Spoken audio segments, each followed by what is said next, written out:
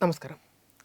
Indian വ്യോമസേനയുടെ കരുത്ത് വർദ്ധിപ്പിക്കുന്നതിനായി വിഭാവനം ചെയ്തിട്ടുള്ള ഫ്രാൻസിൽ നിന്നുള്ള 114 മൾട്ടി റോൾ യുദ്ധവിമാനങ്ങളുടെ കരാർ കേവലം എണ്ണത്തിലുള്ള വർധനവ് മാത്രമല്ല, മറിച്ച് വരാനിരിക്കുന്ന ദശകങ്ങളിൽ ഇന്ത്യയുടെ ആകാശക്കരുത്ത് നിർണ്ണയിക്കുന്ന തന്ത്രപരമായ നീക്കമായാണ് വിലയിരുത്തപ്പെടുന്നത്.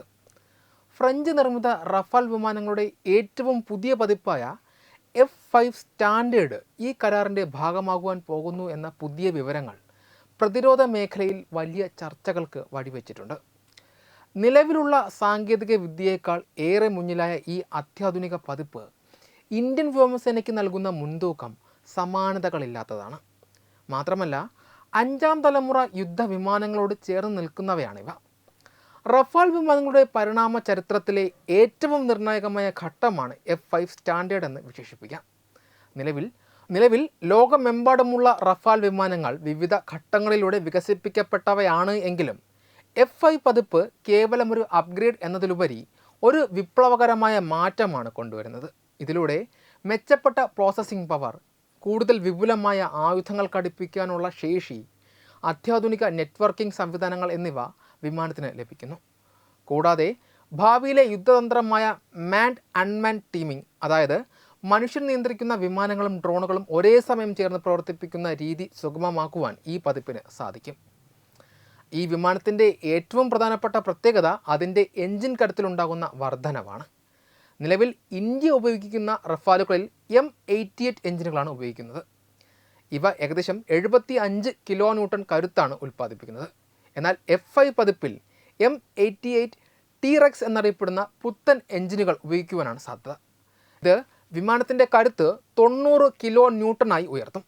ഈ 15 കിലോ ന്യൂട്ടൺ വ്യത്യാസം വിമാനത്തിൻ്റെ പറക്കൽ വേഗതയെയും ആകാശത്തെ പെരുമാറ്റത്തെയും അടിമുടി മാറ്റും. ഉയരങ്ങളിൽ പറക്കുമ്പോഴുള്ള പ്രകടനം മെച്ചപ്പെടാനും കൂടുതൽ ഭാരമേറിയ ആയുധങ്ങൾ വഹിക്കുവാനും ഇത് സഹായിക്കും.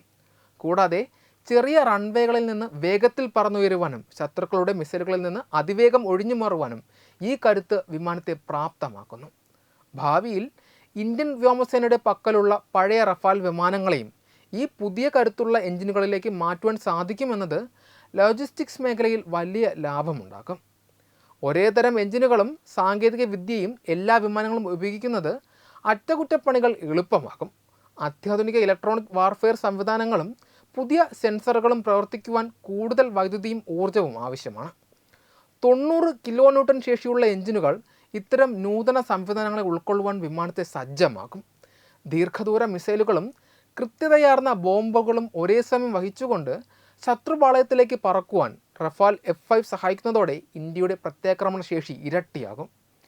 ഇന്ത്യൻ പ്രതിരോധ വകുപ്പിൻ്റെ കണക്കുകൂട്ടലുകൾ പ്രകാരം ഈ വിമാനങ്ങളുടെ വിതരണം 2030കളുടെ തുടക്കത്തിൽ നടക്കുകയാണെങ്കിൽ ആ കാലഘട്ടത്തിലെ ആധുനിക യുദ്ധ സാഹചര്യങ്ങളെ നേരിടുവാൻ ഇന്ത്യ പൂർണ്ണമായും സജ്ജമാകും.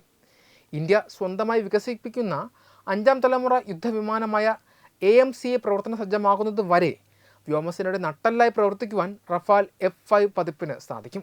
ചുരുക്കത്തിൽ, വരാനിരിക്കുന്ന ഈ യുദ്ധവിമാന കരാർ ഇന്ത്യയെ ഏഷ്യൻ മേഖലയിലെ ഏറ്റവും വലിയ വ്യോമശക്തിയായി നിലനിർത്തുന്നതിൽ നിർണായക പങ്ക് വഹിക്കുമെന്നത് ഉറപ്പാണ്. Web desk Tatwamayi news. Brought you by Kerala AIDS control society. HIV AIDS സംബന്ധമായ സംശയങ്ങൾക്ക് 1097 എന്ന 24 മണിക്കൂറും പ്രവർത്തിക്കുന്ന ടോൾ ഫ്രീ നമ്പറിലേക്ക് വിളിക്കുക. വാട്സാപ്പിലും ഫേസ്ബുക്കിലും ഒക്കെ സ്റ്റാറ്റസ് അപ്ഡേറ്റ് ചെയ്യാറുണ്ടല്ലോ. HIV സ്റ്റാറ്റസോ HIV പിടിപെടാനുള്ള സാഹചര്യങ്ങളിൽ കൂടി അറിഞ്ഞോ അറിയാതെയോ കടന്നു പോയിട്ടുണ്ടാവാം. എന്ത് തന്നെയായാലും മുൻകൂട്ടി പരിശോധിച്ച് HIV സ്റ്റാറ്റസ് അറിയൂ. സൗജന്യ HIV പരിശോധനയും കൗൺസിലിങ്ങും ആരോഗ്യ കേന്ദ്രങ്ങളിൽ പ്രവർത്തിക്കുന്ന ICTC അഥവാ ജ്യോതിസ് കേന്ദ്രങ്ങളെ സമീപിക്കുക.